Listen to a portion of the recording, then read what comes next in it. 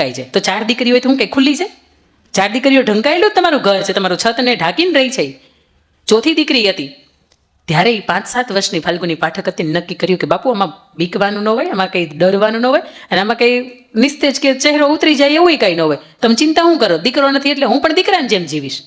અને એ ખરેખર દીકરાની જેમ જીવી. 2017ની અંદર હમણાં જે મેં તમને કહ્યું એમ કે દાદા સાહેબ ફાળકે એવોર્ડ છે એમને એનાયત થયો. અત્યારે એની 54 વર્ષની ઉંમર છે, લગ્ન નથી કર્યા અને મા બાપને સાચવે છે. જરૂરી નથી કે દીકરો હોય એ જ સાચવે, દીકરીઓ હોય એ સાચવે.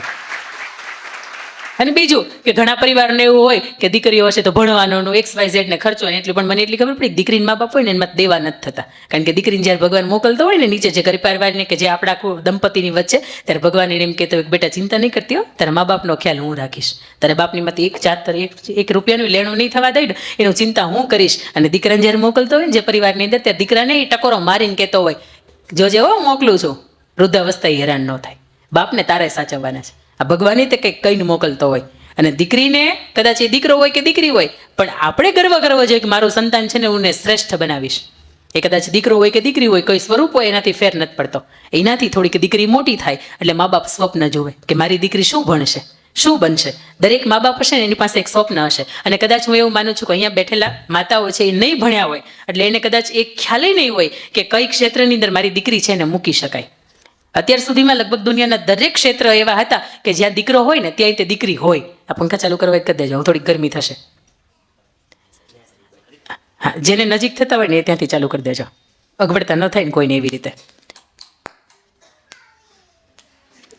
હા જો મને અહીંયા ઊભા ઊભા થતી હોય, તમને બેઠા બેઠા ગરમી થાય જ તે. એટલે દરેક માતાઓ એવું વિચારતા હોય કે મારી દીકરી મોટી થઈને આ બનશે. અહીંયા કોઈ એવી માતા બેઠી છે કે જેને એવું લગતું હોય કે મારી મોટી થઈને મારી દીકરી ગવર્મેન્ટ જોબ કરશે? કોઈ એવી માતા બેઠી છે કે જે ખરેખર એના દીકરીઓ માટે એને એવું વિચાર્યું હોય કે મારી દીકરી IAS બને, IPS બને, પોલીસમાં જાય? હે વાહ વાહ. એટલા માટે કે માને એમ થાય છે કે હું નથી ભણી પણ મારી દીકરીઓ ભણે.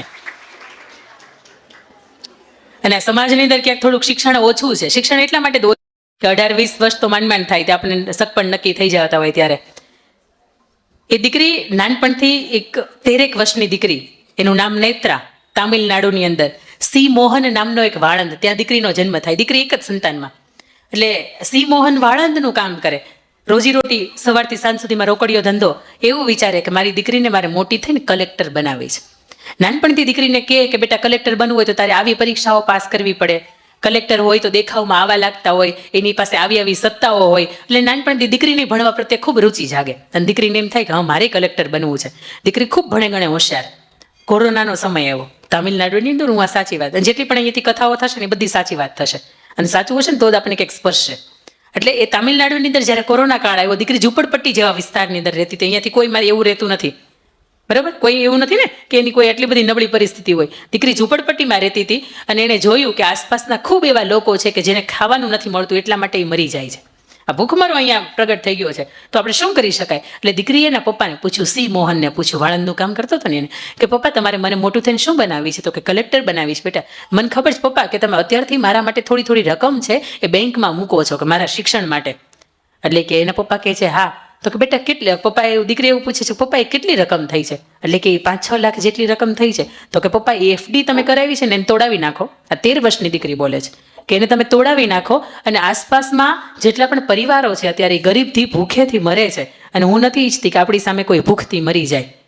તમે એમ કરો, એને રાશનની કીટ છે એને પહોંચાડો. ત્યારે એના પપ્પા કહે છે ના બેટા મેં તો એ પરસેવાની મહેનતથી ભેગા કર્યા છે ને તારે શિક્ષણને માટે કર્યા છે. તો કે પપ્પા તમે ઈચ્છો છો ને કે હું મોટી થઈને લોકોની સેવા કરું, કલેક્ટર બનું, તો હું કદાચ અત્યારે આ મોકો મારી પાસે શ્રેષ્ઠ છે કે હું લોકોની સેવા કરી શકું અને કલેક્ટર બનવું પછી થાય કે ન થાય પણ અત્યારે ખાસી જરૂરિયાત છે. એમના પપ્પા પાસેથી FD 6 લાખ રૂપિયાની FD તોડાવે છે, 5 કે 6 લાખની હતી એક્ઝેક્ટ.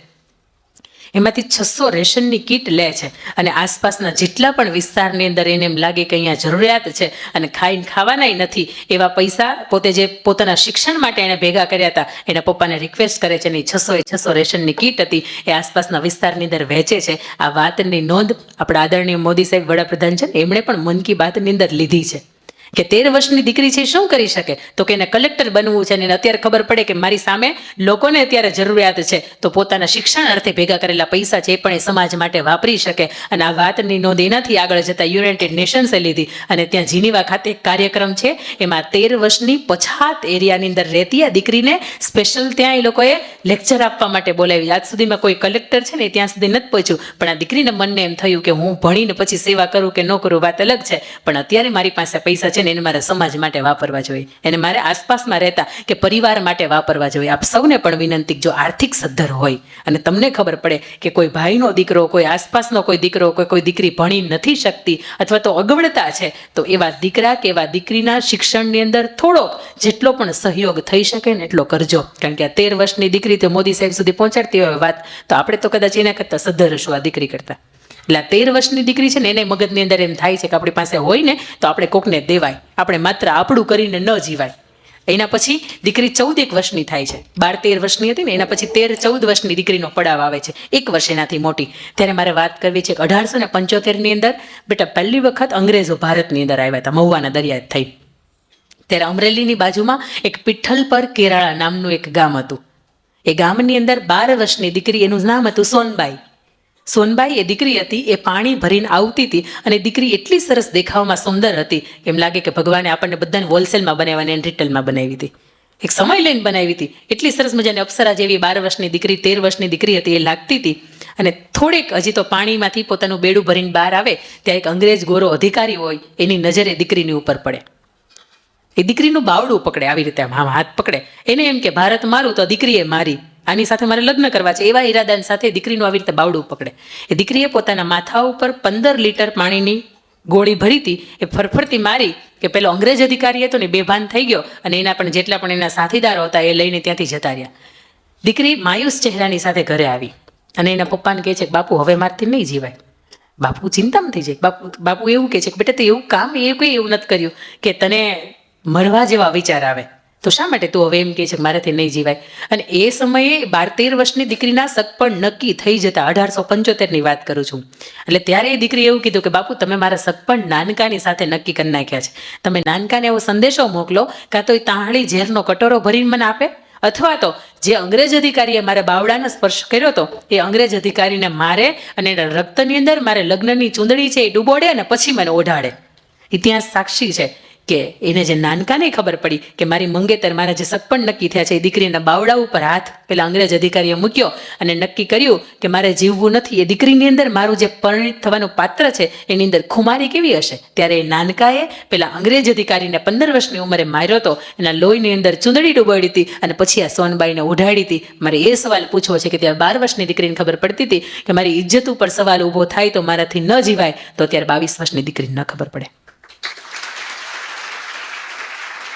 આ સળગતો સવાલ છે.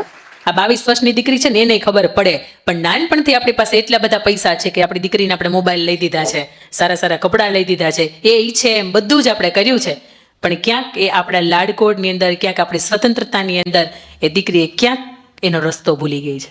અથવા તો મા બાપે માંડે નોકિયાનો ફોન લઈ દીધો હતો અને દીકરીને ક્યાંક એમ થતું હોય કે મને આઈફોન કોક આપે ને એવો કોક મળી જાય તો.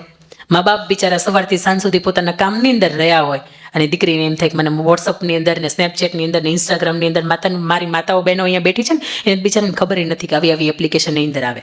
સ્નેપચેટ તો એવી એપ્લિકેશન કે વાત થઈ ગઈ, અહીંયા ફોન મૂકી દીધો, કોઈ કદાચ ગમે એટલો ખોળીને મરી જાય, ખબર જ ન પડે કે અંદર કોની યાર હું વાત થઈ હતી છેલ્લે. પણ એવી એપ્લિકેશન દુનિયા અંદર છે, પણ આપણે એ એપ્લિકેશનનો ઉપયોગ ન કરતા આપણો પરિવારના, આપણા મા બાપ છે ને એનો બોલ આપણા માટે સર્વોપરી હોવો જોઈએ. આપણે અહીંયાથી તમને શિક્ષક એમ કે અવાજ નહીં કરતા, 5 વાગે એટલે છૂટવાનો સમય છે, આપણે બધી વાત માનીએ છીએ, તો આપણા ભોળા મા બાપ છે ને એને પણ આપણે ઉલ્લુ ન બનાવીને ક્યાંક આપણે એવું જીવન જીવીને જઈએ. 12-14 વર્ષની દીકરીઓને આપણે ઇતિહાસની જ દીકરી છે, હવે એક પણ જાતનો શબ્દ ખોટો નથી. જો 1875 ની દીકરીને ખબર પડતી હતી કે મારું કોઈક બાવડું પકડે મારથી ન જીવાય, તો આપણું નામ કદાચ કોઈકને યારે જોડાઈ ગયું હોય તો આપણાથી તો કેવી રીતે જીવાય.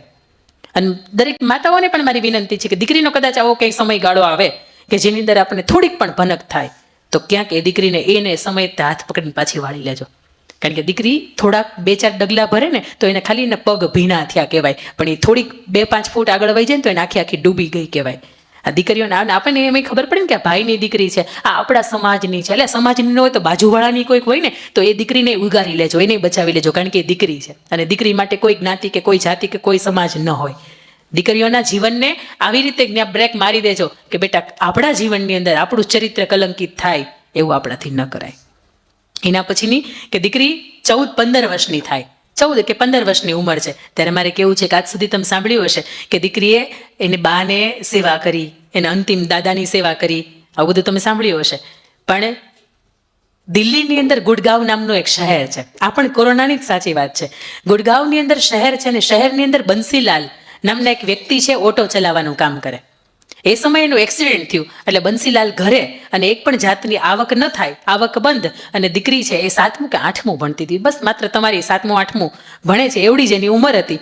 અને ત્યારે એ દીકરીને એવું કહ્યું એના પપ્પાએ કે બેટા હવે આપણે અહીંથી વતન જવું પડશે, કારણ કે હવે આપણી પાસે પૈસા નથી અને અહીંયા તું ને હું 2 જ રહ્યા છીએ. કોરોનાની અંદર જેટલા જવાના હતા એટલા જતા રહ્યા અને આપણે 2 વધ્યા છીએ તો આપણે જવું પડશે. એટલે એમના ઘરમાંથી એમને કાઢી મૂકવામાં આવે છે, કારણ કે પૈસા એના ભાડું ભરવાના નથી હોતા. અને એનું વતન બિહારનું દરભંગા, ક્યાં દિલ્હી ને ક્યાં બિહાર, એટલું દૂર હતું. કોઈ પ્રાઇવેટ વાહનોને પૂછવામાં આવ્યું કે કેટલા રૂપિયા થશે તો કે 5,000 6,000. ત્યારે સરકારી વાહનો કોઈ જતા નહોતા અને ખીચાની અંદર માત્ર 600 રૂપિયા, બંસીલાલના ખીચામાં 600 રૂપિયા પડ્યા હતા. દીકરીને ખબર, દીકરીએ તરત કીધું બાપુ જૂનામાંથી એક સાયકલ લ્યો. કેટલાની આવે છે? એટલે કે શા માટે? તો કે બેન નહીં બાપુ પહેલા સાયકલ લ્યો. 500 રૂપિયાની સાયકલ ખરીદીને ખીચામાં 100 રૂપિયા વધ્યા. બાપુ તમે બેસી જાઓ પાછળ, હું તમને બિહાર સુધી લઈ જાઉં. અરે દીકરી તું 7મું 8મું ભણે છે, આ કઈ હસવા જેવી વાત નથી.